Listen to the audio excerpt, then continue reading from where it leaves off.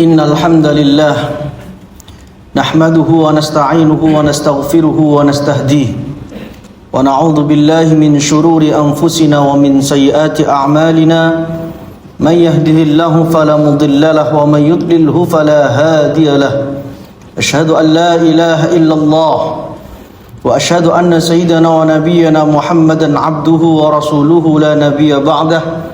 Allahumma salli wa sallim wa barik ala sayyidina Muhammadin wa ala alihi wa sahbihi ajma'in, amma ba'd.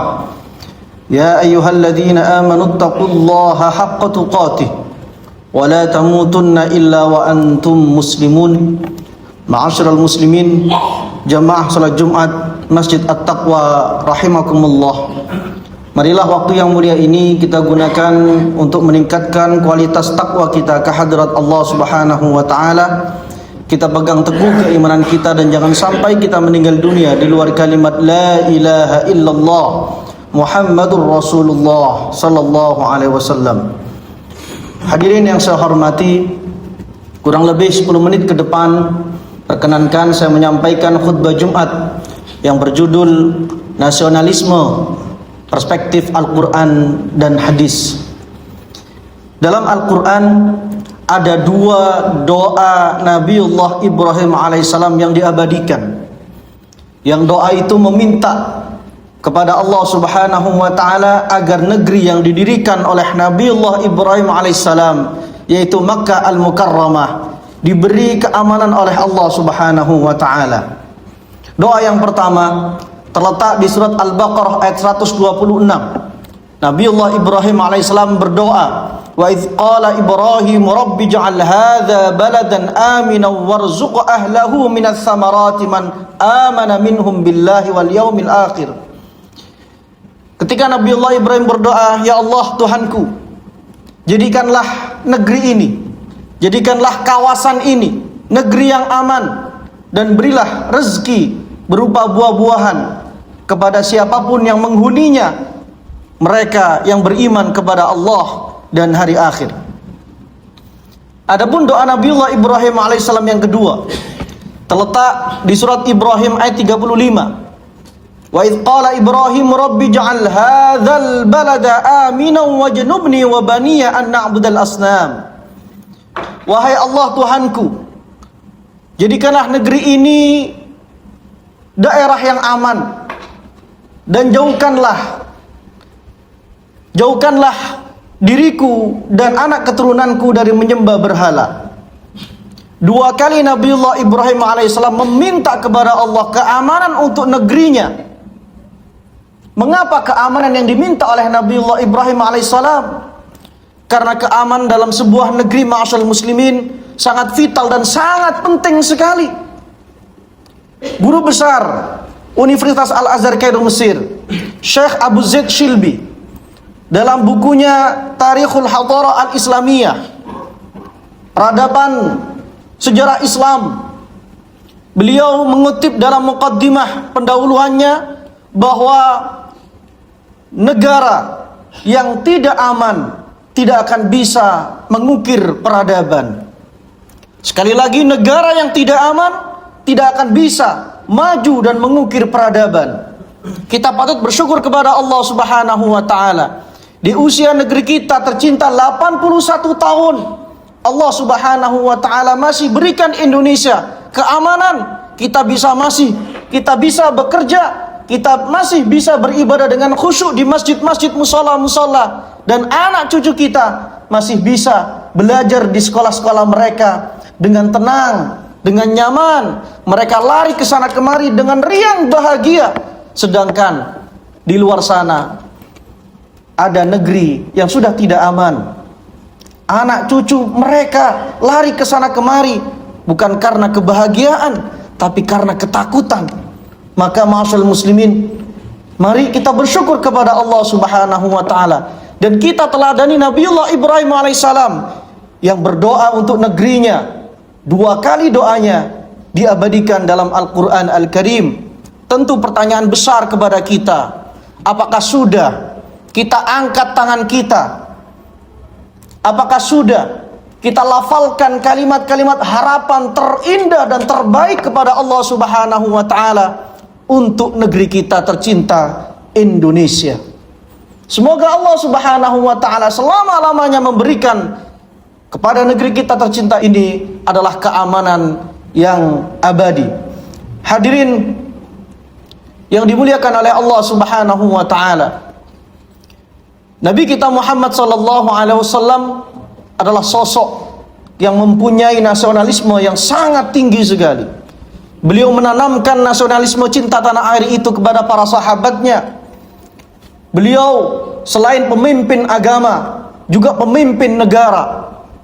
Ketika Nabiullah Muhammad sallallahu alaihi wasallam diusir, dikejar-kejar, hendak dibunuh dari negeri tercintanya, Makkah Al-Mukarramah. Lahir di sana, tumbuh besar di sana, menikah di sana, mempunyai anak-anak di sana. Namun ternyata penduduk Mekah tidak menginginkan kehadiran Nabi Muhammad sallallahu alaihi wasallam, yang akhirnya Nabi Muhammad diusir.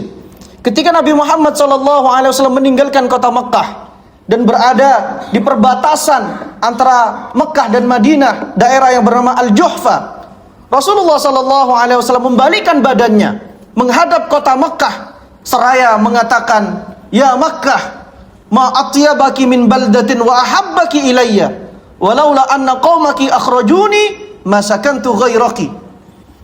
Rasulullah mengatakan, "Wahai Makkah, sungguh engkau negeri yang paling indah dan paling aku cintai. Andaikan pendudukmu tidak mengusirku, niscaya aku tidak akan pernah meninggalkanmu." Inilah Nabi Muhammad sallallahu alaihi wasallam yang mendeklarasikan kecintaannya kepada Mekah, meskipun harus dengan langkah berat meninggalkan Mekah. Ketika di Madinah, ma'asyal muslimin, awal-awal Rasulullah dan orang-orang Islam Mekah atau kaum muhajirin tinggal di Madinah terserang penyakit yang mematikan dan menular. Sebagian sahabat ada yang meninggal dunia, seperti Utsman bin Maz'un, dan sebagian lainnya sakit parah. Sampai-sampai para sahabat mengatakan, andaikan kita tidak pindah ke Madinah, mungkin kita tidak akan sakit seperti ini. Dan itu terdengar di telinga Rasulullah sallallahu alaihi wasallam. Rasulullah kemudian berdoa kepada Allah Subhanahu wa taala, yang doanya diabadikan dalam kitab Sahih Bukhari, hadisnya sahih yang tidak perlu lagi diobservasi, diteliti atau dikritik. Doa itu sangat indah sekali. Doa Rasulullah sallallahu alaihi wasallam, "Allahumma habbib ilaina al-madinata ka hubbina li Makkah aw ashad." Ya Allah, berikanlah kepadaku dan kepada para sahabatku ini kecintaan kepada Madinah seperti halnya kecintaan kami kepada Mekah, atau melebihi cinta kami kepada Mekah. Doa Rasulullah sallallahu alaihi wasallam diijabah oleh Allah Subhanahu wa taala, sehingga para sahabat memiliki kecintaan kepada Madinah yang luar biasa. Mereka rela mati untuk mempertahankan keutuhan Madinah. Tercatat peperangan Badar pada tahun 2 Hijriah, peperangan Uhud pada tahun 3 Hijriah, dan peperangan Khandaq pada tahun 5 Hijriah. Mereka menggali parit sedalam 5 meter, selebar 5 meter, dan sepanjang 12 km menutup akses utara kota Madinah, sehingga ketika orang-orang kafir Quraisy dengan koalisinya yang berjumlah 10.000 pasukan datang ke Madinah, mereka terkaget-kaget. Peperangan ini tidak pernah dilakukan oleh orang Arab manapun, karena siasat perang itu mengcopy paste atau meniru siasat perang orang-orang Persia. Ketika mereka dikepung oleh musuh, maka mereka menggali parit. Bisa kita bayangkan berapa hari, bagaimana capeknya. Dan saat itu, ma'asyal muslimin, perang Khandaq terjadi pada musim dingin. Rasulullah ikut serta turun ke bawah menggali parit yang saat itu belum ada alat-alat berat. Ini kalau tidak untuk mempertahankan negara tercinta yaitu Madinah, maka tidak mungkin juga mereka melakukan hal-hal semacam itu. Ma'asyarul muslimin rahimakumullah, agama dan negara adalah satu kesatuan seperti halnya kita menghirup nafas dan menghela nafas itu. Sehingga apabila negara kita aman, maka insya Allah iman kita akan bisa kita didik dan kita tingkatkan kepada Allah Subhanahu wa taala. Sekali lagi, semoga Indonesia menjadi baldatun thayyibatun wa rabbun ghafur, negeri yang dicintai oleh Allah Subhanahu wa taala, dan kita penduduknya diampuni dosa-dosanya oleh Allah Subhanahu wa taala. Aqulu qawli hadza, istaghfiru rabbakum innahu kana ghaffara.